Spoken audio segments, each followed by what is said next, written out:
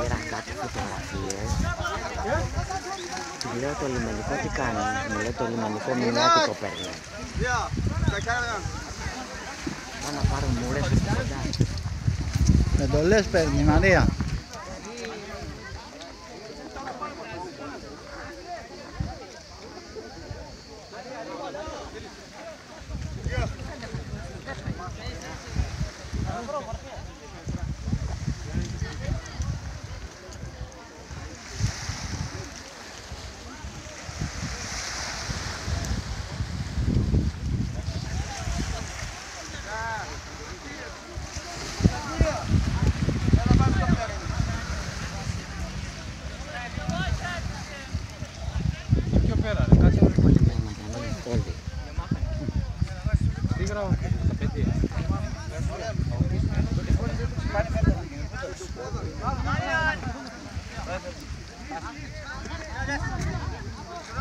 Αυτό θα συνεχιστεί πολύ καιρό.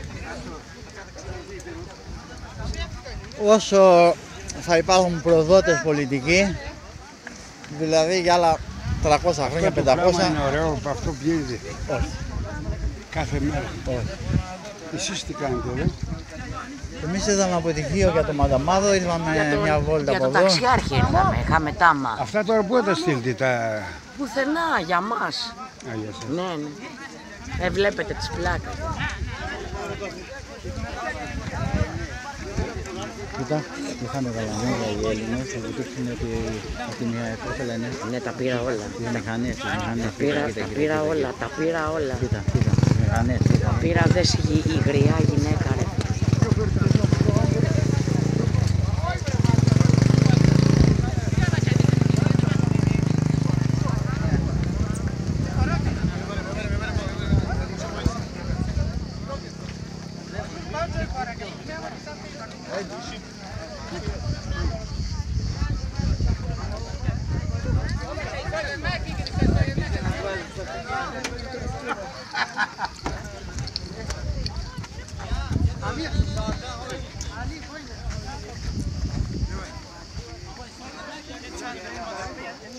Θα πάω να πάρω στο σίδιο, είχαμε τσιμπαλιά.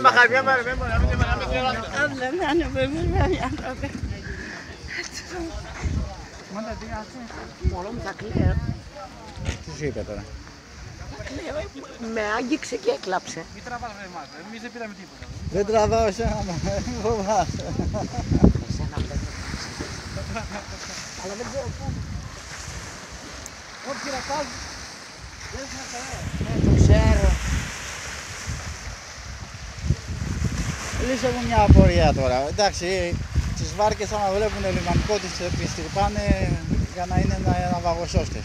Τώρα εδώ δεν είχε λιμενικό, γιατί τις τρυπάνε? Γιατί μάλλον τους έχουν πει να τις τρυπάνε για να μην τους στέλνουν πίσω. Έτσι τους έχουν πει και από την Τουρκία και αυτοί τους πιστεύουν. Τραβά, λογικά. Δηλαδή δεν υπάρχει άλλη εξήγηση. Δεν υπάρχει, όχι. Δηλαδή δεν κατέβησαν να πνιγούν 2 μέτρα πριν μου έκανα. Ναι. Τους είδες, πέσα μέσα. Και τώρα τα σωστή. Καλά, τις μηχανές βλέπω, τις παίρνουν.